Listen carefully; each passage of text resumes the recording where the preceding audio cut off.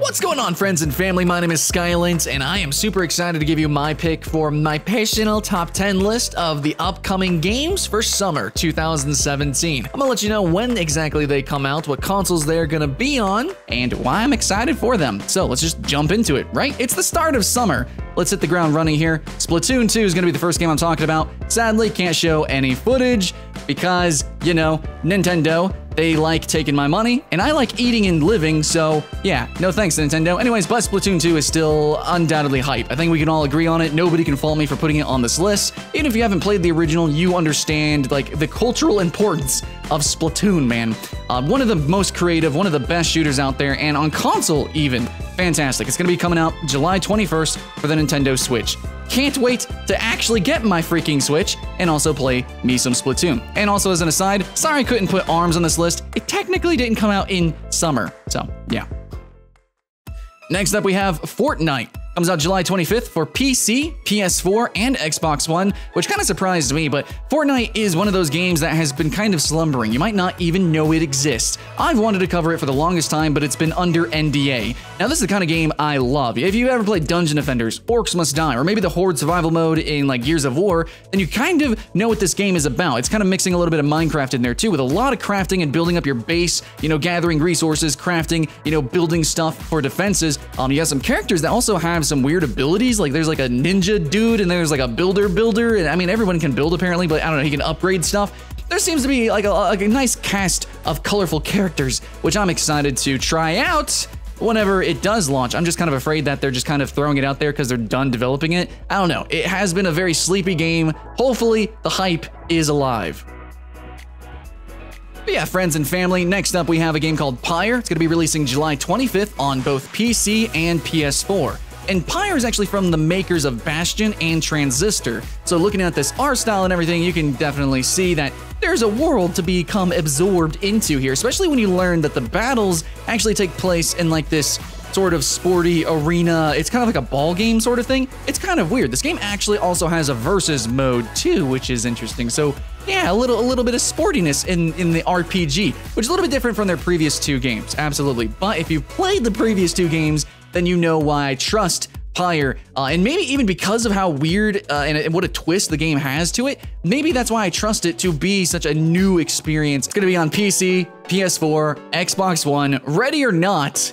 Talking about the game, I think some people have played it and they feel like it needs to be fine-tuned in a lot of areas. I don't know. Ark Survival Evolved, finally it's launching. I think it has so much hype, it just can't die. There's definitely been some controversy, past experience in terms of bugs and everything, but even then, it was still a really cool concept. And there's some others that have tried similar things, but seriously, Ark Survival Evolved is one of the coolest, most original games. Please, if you haven't tried it yet, give it one last shot and check it out. And for returning players, absolutely now's the time, August 8th. Next on the list, we have Lawbreakers, which comes out August 8th, as well PC and PS4. So, good at all on PS4. I've played some, I guess, no aim assist shooters back in the day on the original Xbox, like Unreal Tournament Leandry Conflict, which was just as vertical as Lawbreakers. It was a pretty awful experience. As much as I loved it, it's really not that good. So, Lawbreakers is a PC shooter, and it's really reminiscent of historical arena shooters. But it's got heroes and characters, but seriously, you're flying all over the place, and it's a really hard to aim shooter. Personally, I like the Assassin class, and you can actually see me playing every class in the game. You can see me doing first impressions. I'm going to do a full review on Lawbreakers here pretty soon. I do enjoy Lawbreakers. I don't know, dubious on the PS4, but August 8th for PC, you should definitely be checking out Lawbreakers. It's gonna be 30 bucks, okay? Do that for me? Thanks, or at least watch my videos. Coming up next on the PC and PS4. Now, this is a game that I think is going to work really well on consoles, and it might actually be most popular on consoles because it's very reminiscent of something like Dark Souls. And I know that comparison has been done to death, but there's a whole lot of like aesthetic choices and the way the multiplayer works in some aspects, and the way the PvP works in some ways. It kind of is reminiscent of something like if Dark Souls was more focused on hand-to-hand combat, and if it was really focused on PvP versus PvE, you know, fighting monsters and stuff. So that's what Absolver is. You do have a lot of kung fu fighting. It is Z-axis locked, so it's going to be kind of similar if you've played For Honor or like I said, Dark Souls PvP. There's other few niche RPG titles that have been like that, but that's basically what Absolver is. If you're looking for giant monsters to hunt, you might want to, look for your future Monster Hunter and Dauntless, stuff like that. But if you like the PvP section of the Souls-like games and Souls-like combat, this is more hand-to-hand, but that game is Absolver. Next, Hello Neighbor. August 29th, PC and Xbox One. Hello Neighbor has been this really weird viral hit. I think it's really fun to watch people play it because as it's been testing, and well, in its early access, and you've seen these YouTubers, like Markiplier playing this game over and over again, things change and the story is unveiled a little bit more. So they've done a really good job at marketing this game.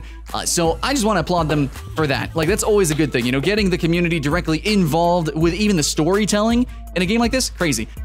So anyways, the idea is that there is this house, it's procedurally generated, it's just all these random rooms, and you gotta find the keys and the puzzles to unlock, and you have to actually like jump around and do all this stuff, while all evading this maniac, apparently. I mean, I don't really want to dive into it, but basically there's a bad guy, he's trying to catch you while you're trying to break into his house and go into a secret room, into the basement, into the cellar. So you gotta solve a little bit of puzzles, move things here, platform here, there, do that. Anyways, and of course, avoid his traps and avoid him. And it's a really simple concept, just kind of hide and seek, but you're trying to get somewhere, and it's just kind of executed. I have seen on the gameplay, and I'm just finishing now the full Destiny 1.